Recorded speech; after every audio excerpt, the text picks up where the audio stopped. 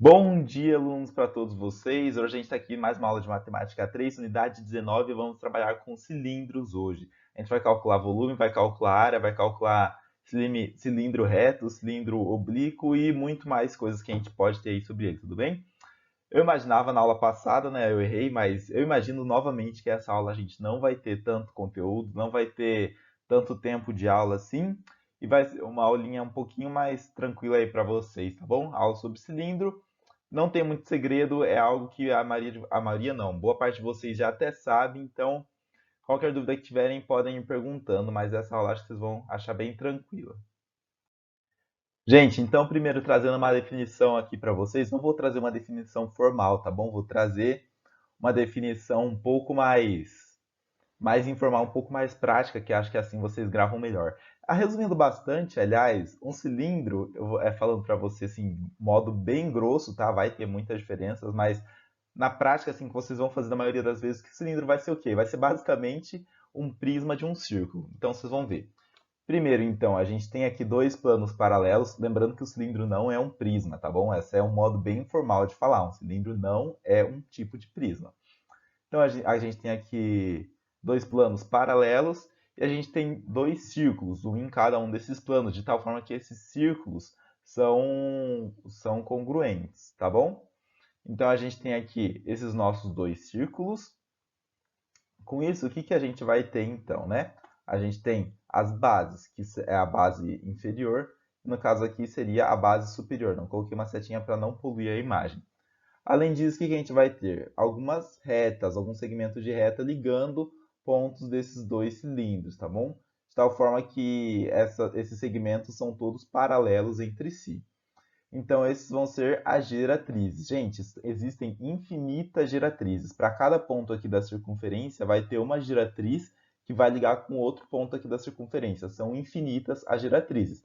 A união de todas as geratrizes vai formar aqui o que a gente chama de área lateral, que vai basicamente fazer toda essa parte lateral aqui do nosso cilindro. Então, essas são as geratrizes. Além disso, a gente vai ter o raio da base do cilindro, que é basicamente o quê? Fazer o raio da circunferência. Então, o raio da base superior é o mesmo da base inferior. Lembrem-se sempre disso, tá bom? E o raio que vocês já sabem lá de circunferência e círculos aula de umas aulas passadas, que é a mesma definição. Falando agora sobre o que é um cilindro reto, tá bom? E prestem muita atenção para a definição dele. Aliás, uma definição bem tranquilinha, que ele vai ser muito importante. A maioria dos cilindros que a gente vai conseguir trabalhar vão ser cilindros retos, tá bom? Então a gente diz que um cilindro é reto quando as diretrizes são perpendiculares aos planos da base. Caso contrário, diremos que é um cilindro oblíquo. Como assim? Então, ó, perceba que isso aqui é um exemplo de geratriz e esse aqui é outro exemplo de geratriz. E ambas as geratrizes são paralelas aqui, ó. São paralelas não, são perpendiculares às bases aqui, são perpendiculares ao plano da base. Então seria como se a giratriz encaixasse certinho, assim, 90 graus com a base, tá? Todas as diretrizes fazem isso, daí a gente tem um cilindro reto. Senão ele é um oblíquo. O que é um caso de um cilindro oblíquo? É um caso de um cilindro como esse, que ele é meio caidinho, entendeu? Meio igual acho que é a Torre de Pisa, né? Que é meio caidinho assim. Exatamente. É a mesma coisa, um cilindro reto, ele é meio entortadinho pro lado assim. Cilindro equilátero reto. Gente, não tem muito o que falar dele, na verdade, né? Gravem esse nome, cilindro equilátero reto. É muito importante vocês saberem a definição. Mas sobre ele em si não tem muitos detalhes. É um cilindro que o quê? A altura é igual a duas vezes o raio. Ou seja, a altura é igual ao diâmetro desse cilindro. Não tem nada de mais nisso, só que é importante que vocês saibam disso. Um cilindro equilátero é quando tem altura igual a duas vezes o raio. Por quê? Porque às vezes ele não vai falar quanto mede a altura, não vai falar quanto mede o raio. Mas ele vai falar que é um cilindro equilátero. E daí, cilindro equilátero reto, aliás. E daí vocês precisam lembrar dele para conseguir realizar o exercício. A seção meridional de um cilindro reto, tá? A gente está trabalhando aqui com cilindros retos apenas. Seção meridional vai ser o quê? Vai ser você basicamente pegar esse cilindro assim, colocar ele com a base, né, para frente, com a base no chão e passar uma faca bem no meio assim. Você partir ele bem no meio. Isso aí vai resultar na sua seção meridional. Como que é? É igual aqui, no caso desse cilindro, a seção meridional é esse quadradinho aqui, tudo bem? Então vai ser um retângulo, né? Quadrado, ó. Vai ser um retângulo com a altura h e a base medindo 2r, que é essa distânciazinha aqui, que mede duas vezes o raio. E isso vai ser a seção meridional. Saber qual que é a definição de seção meridional é muito importante. E saber calcular a área de uma seção meridional também é muito importante. Então, ó, vai ser a altura vezes duas vezes o raio, sem muito blá blá blá, sem muita coisa, sem muita informação aqui, né? Então, essa altura vezes duas vezes o raio, mas está aqui a área da seção, aqui é uma formulinha, né, que o livro traz para vocês, se vocês preferirem gravar. Mas eu prefiro olhar assim e na hora ir calculando mesmo. Trabalhando agora com a área da superfície de um cilindro reto, o que que vai acontecer? Então, aqui é a área da superfície do cilindro. Como que vai ser? Então, o que que é esse desenho enorme aqui que eu coloquei? Como que a gente calcula a área da superfície? Ó, supondo. Esse aqui é o nosso cilindro, tá bom? Opa, aqui. É um papelzinho que está enrolado. Aqui, né, tem uma circunferência, tá bom? Não tem aqui as duas bases do nosso cilindro, mas tá bom. Seria como se você abrisse lateralmente, vou colocar desse lado que não tem nada escrito, seria como você abrisse lateralmente todo o seu cilindro. E daí você abre ele e você consegue calcular essa área. Essa aqui, no caso, seria a área lateral. E o que são essas duas circunferências, uma em cima e uma embaixo? Essa aqui são as duas bases, tá bom? É que no nosso caso ali não tinha como. Mas é como você abrir a base também, e daí você consegue calcular a área dela. Qual que vai ser a área da base, tá bom? Então, ó, a área de cada um desses círculos aqui. A área desse círculo e a área desse círculo. É igual a π vezes r, ou seja, π vezes o raio ao quadrado. Lembrando que isso aqui é a área de uma base. Num cilindro a gente tem duas, ó, como é o exemplo aqui. Então, se eu quiser saber a área dessas duas bases somada, eu teria que multiplicar por 2. E a área lateral vai ser quanto? Assim, aqui a gente vê que é um retângulo, né? Com altura h e com a base aqui, a base não, né? O comprimento lateral medindo duas vezes π vezes o raio. Então a área lateral vai ser duas vezes o π vezes o raio vezes h, tudo bem? Então vai ser a altura vezes o tamanho da circunferência, que é 2π raio. E o que mais que a gente tem? Ah, a gente tem a área total, que é a gente somar duas vezes a área da base, porque são duas bases, duas vezes a área da base mais a área lateral, que no caso é essa aqui que a gente acabou de ver. Ou seja, a área total é igual a esse resultado aqui, tá bom?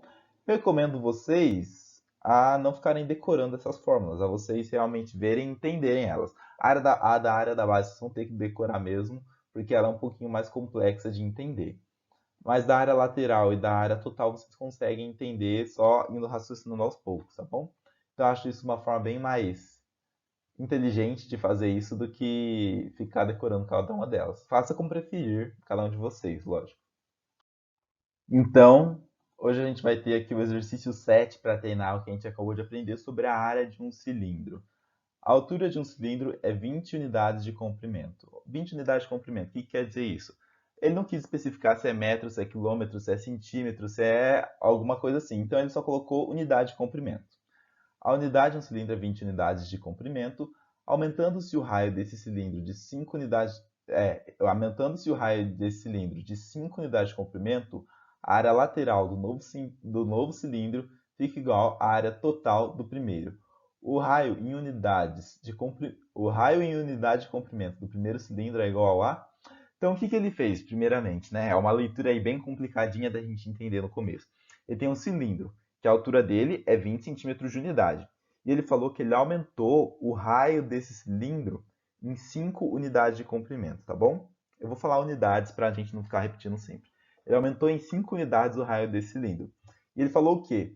Que esse novo cilindro gerado teve a área lateral dele igual à área total do primeiro. E ele pede então qual que é o raio do primeiro cilindro, raio em unidades do primeiro cilindro. O que que a gente tem primeiro? Primeiro que a gente tem que a altura é 20. Para qualquer um dos cilindros, a altura não mudou. A altura de um cilindro é 20 unidades e isso está valendo.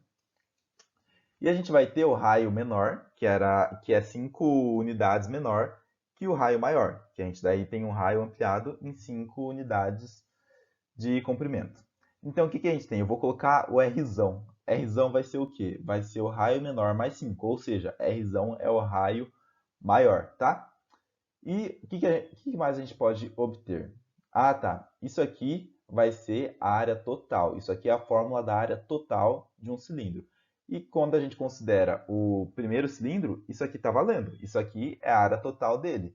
É 2 vezes π vezes r ao quadrado mais 2πr vezes a altura. O que que acontece? Qual que vai ser a área lateral do novo cilindro? Porque ele fala que isso aqui é igual à área lateral do novo cilindro. A área lateral do novo vai ser, 2 vezes π vezes r vezes h, tudo bem? Então esse aqui vai ser o resultado. Então a gente tem a área menor, a área do total do cilindro menor é igual à área lateral do cilindro maior. Substituindo esse r por r mais 5 que a gente descobriu aqui, a gente vai ter essa formulinha, que eu só coloquei r mais 5 no lugar de r aqui. Aplicando a distributiva, a gente vai ter isso aqui como... Aliás, aplicando a distributiva não, né? A gente colocando 20 no lugar do h, a gente vai ter essa nossa formulinha aqui. Que, aliás, eu não lembro se a próxima parte está no próximo slide ou aqui, mas eu imagino que esteja no próximo slide, tá? Então, o que que vai acontecer? A gente só transformou, a gente não fez nada ainda aqui, não mexeu em nada. A gente tinha a fórmula original, substituiu o valor de r aqui e depois substituiu os valores onde estava o h. E só. E daí agora a gente já vai para o nosso próximo slide. Continuando, a gente tem aqui exatamente a mesma coisa que a gente tinha na última linha do slide anterior. O que que a gente faz? Vamos primeiro trazer esse 20 para cá, para a gente conseguir trazer melhor a nossa multiplicação, né? Isso, arrastou o 20 para cá. Não mudou nada, tá? Só trocou o lugar do 20 com o R mais 5. A gente não fez nada demais. E agora vamos aplicar essa distributiva aqui, né? Aplicar a distributiva aqui e chegar nos resultados. Então a gente chega, aqui a primeira parte continua igual desde lá de cima, vocês estão vendo. Daí 2 vezes π vezes 20 vezes r, 20r.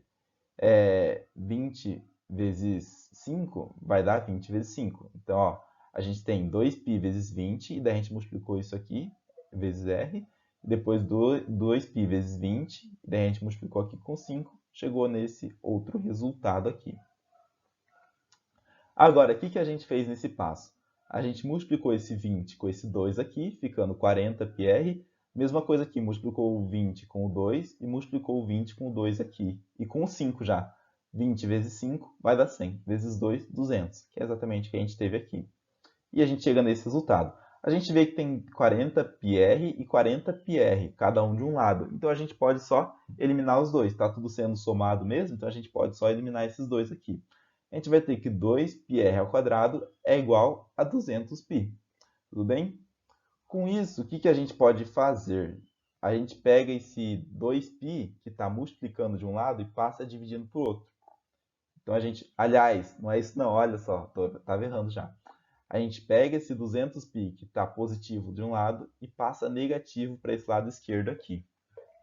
Vai ficar 2π vezes r ao quadrado menos 200π.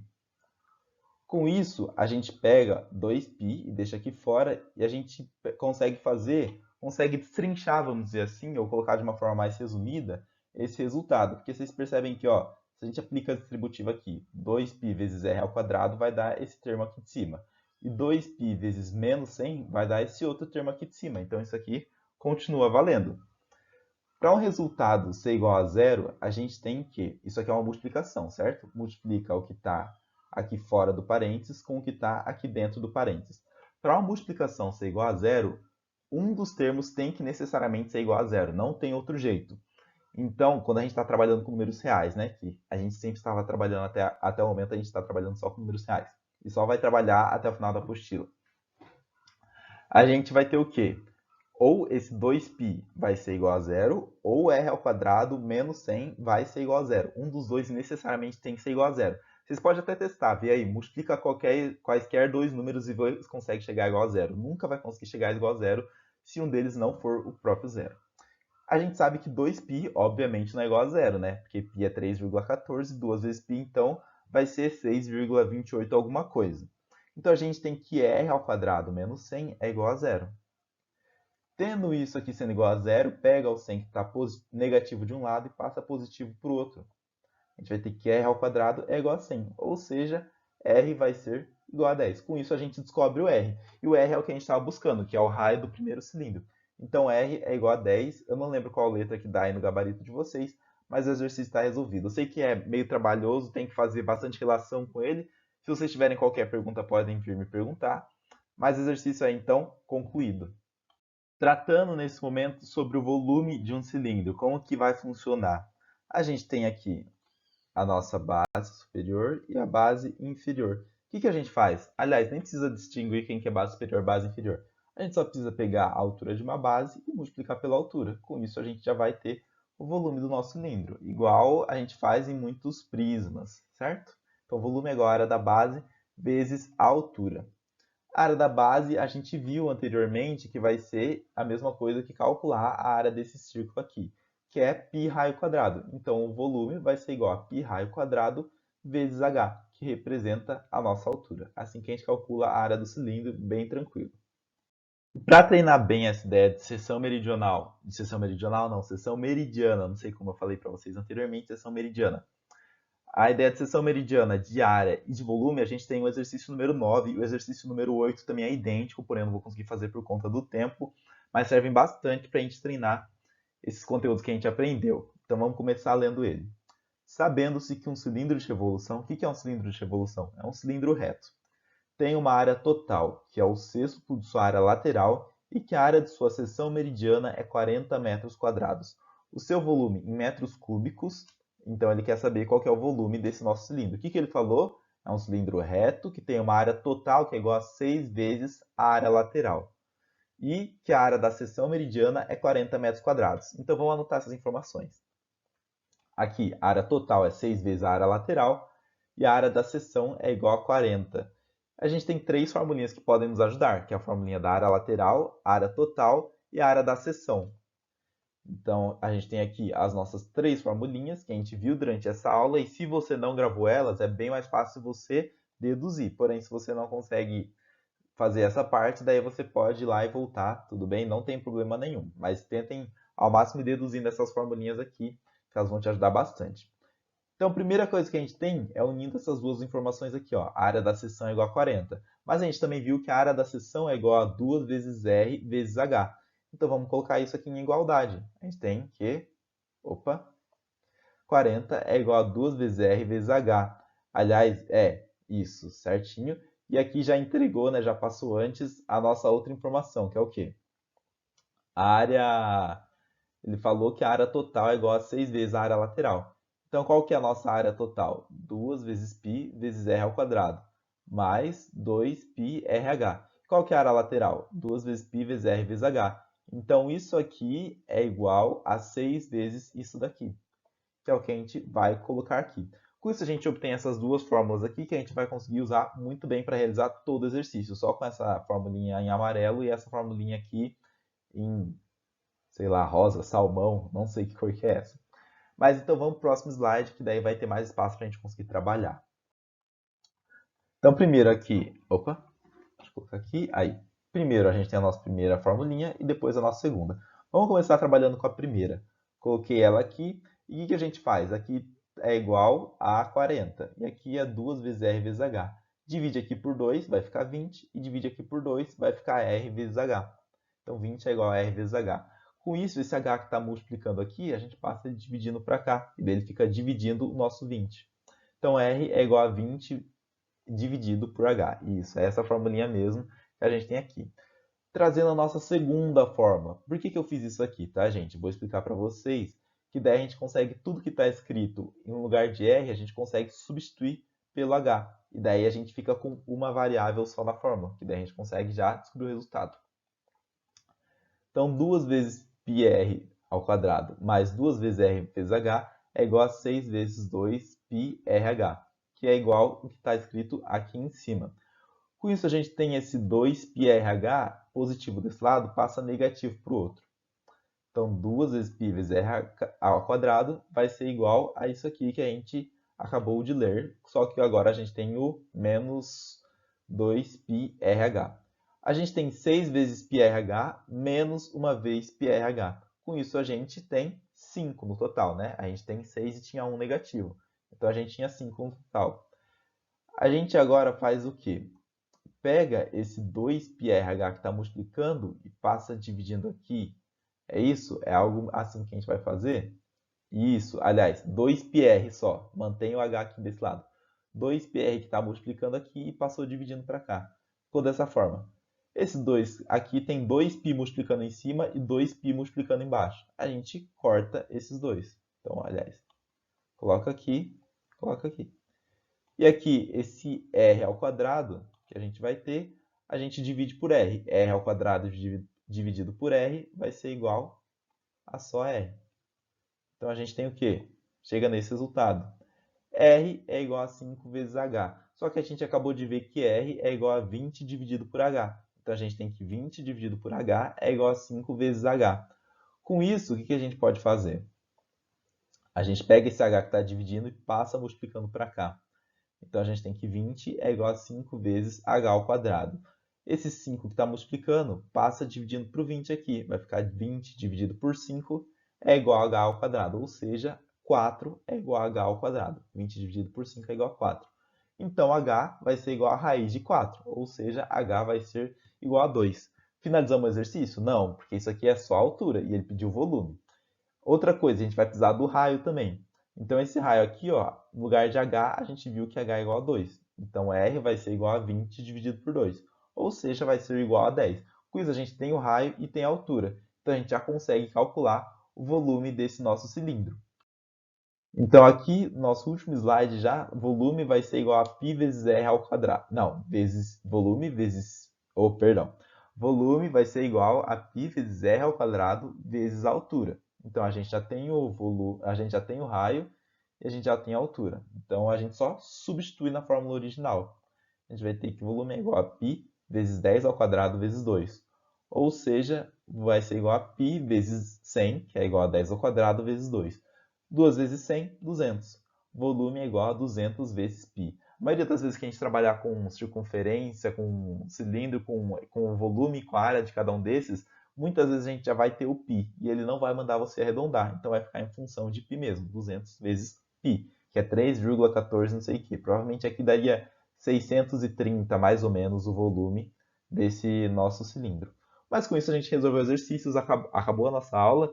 2 minutos e 26 até agora, então ó, realmente foi uma aula mais curta. Eu tentei correr um pouquinho já, aliás, para vocês não terem que ficar perdendo mais um tempão, mais uma aula longa, né, mais cansativa ainda.